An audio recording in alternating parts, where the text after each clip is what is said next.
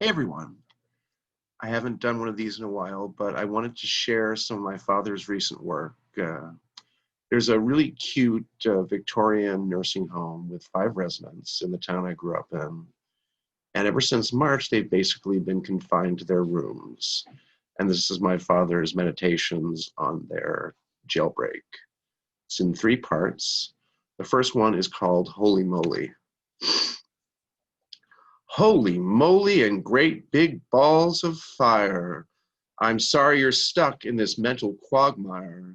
Your condition is becoming subtly obscene, unjustly adding to the perils of Pauline. I'm not making light of your conditions, nor encouraging unwise decisions. There must be a way to get some relief, to massage or lighten this constant grief. Maybe have a house-wide hunt, hide and seek. One person hide each day throughout the week. Maybe Jane will hide if she's feeling kinder. Only thing is, none of you try to find her. Or you all get together and steal the bus, head for the New Hampshire border at 70 miles plus. Once there, do whatever pleases ya. When apprehended, all claim amnesia. Or maybe go on eBay and sell all the furniture from the downstairs room and open up a flower superstore with thousands of exotic blooms. At least you'll have a change of scenery with all kinds of weird trees and greenery. Then pack a lunch and get your favorite goods, have a romp and get lost in the woods.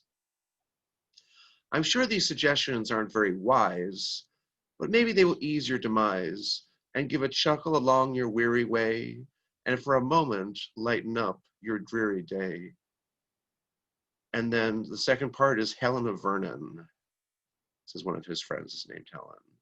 And Jane is the warden of said nursing home and is in very hot water with its residents for keeping them inside. The world is aghast and full of frustration at what's happening at Mount Vernon Nation. The stringent rules they happily employ would have flummoxed even Helen of Troy.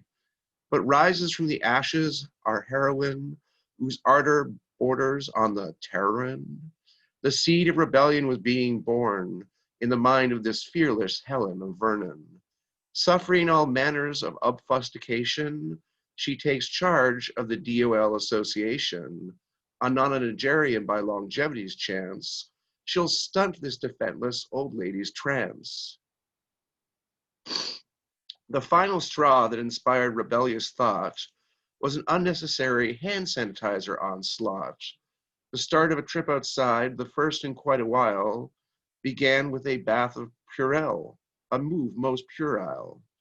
What was the motive of this crazy decision? What great danger in the outside had arisen? A move perhaps reasonable when coming back in, but now Helen of Vernon's plan would kick in. Breaking the surly bonds of stringent protocol, she makes a break and heads for the town hall. There Helen regales the gathering throngs with the cute details of the Mountvie house wrongs. With social media and cell phone surveillance, the word spread fast, inspiring complications. Even the White House, with Trump's minions, were made aware of their protestations. He even paid attention to his boring morning brief. The vision of many helpless ladies was beyond belief. But then he had one of his perfect bigly rages when apprised of the DO ladies' actual ages. But in an election year, yes, it made common sense. He was told to extend some form of recompense. So at Jared and Ivanka's erudite suggestion, he appointed his envoy, the reliable Mother Pence. Meanwhile, with these events unfolding rapidly, our combatants were left in the homeless lurch. So fearless Helen and sidekick, Miss Tree Call, had sought refuge in nearby St. Mary's Church. The local restaurants were in celebration over some relief from COVID-caused stress, with rainless weather's daily application and influx of the hungry national press. So that's the way it is at this point in time. Lord knows what tomorrow's hours will bring. Helen of Vernon is steadfast in her mission. Life in Winchester is again unusually exciting. Will the trustees of Mount V ease their position?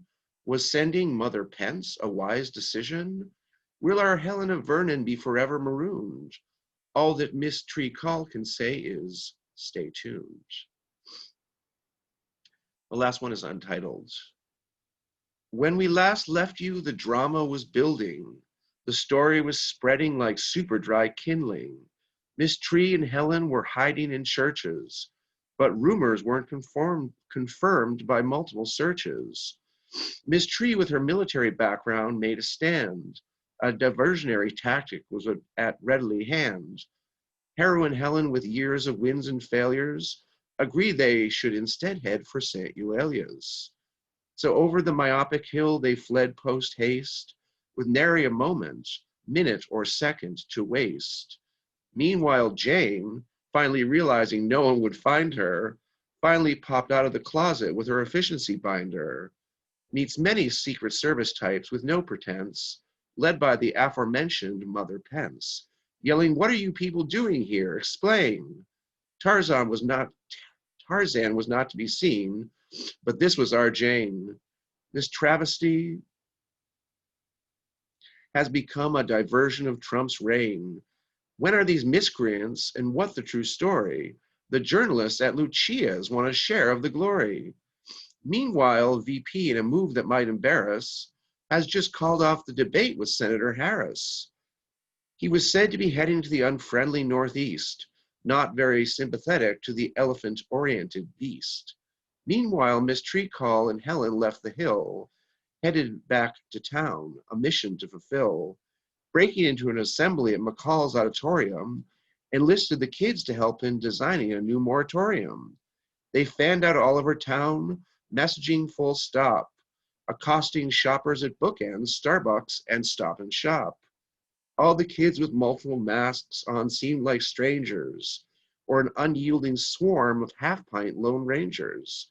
The message they were passing to the gathering throng was the injustice forced on the DOL group was terribly wrong, and that Helen of Vernon would be addressing the town to lay out the injurious facts without feint or frown. Meanwhile, Mother Pence, hearing Mike was on the way, lit out of town quickly, heading to a friend in Back Bay. She was frustrated and angry, almost coming to tears, feeling the loss of the first freedom she'd had in 4 years. All plans to help the ladies was put on the proverbial shelf. And like all in Trump land, she was concerned only with herself. Back in town, the Jenks Cummings room was being converted slowly under the decorative ministrations of the talented Pauline Foley. The Vernon trustees off to the side were preparing their case. Mike Pence's Secret Service was carefully surveilling the place. He'd arrived in a 60-car entourage with multiple agents on board, which extended right into parts of next door West Medford. Suddenly came the cry, hail, from the local health agency that this affair was totally over because of over-occupancy. So with frustrating arguments lost and no further appeal, the whole extravaganza was moved to the town football field. Helen and Call had coordinated their argument and current views when all of a sudden came the Daily Cry breaking news. Susan Meade had negotiated a settlement with the exhausted Jane. The ladies will be moved into fancy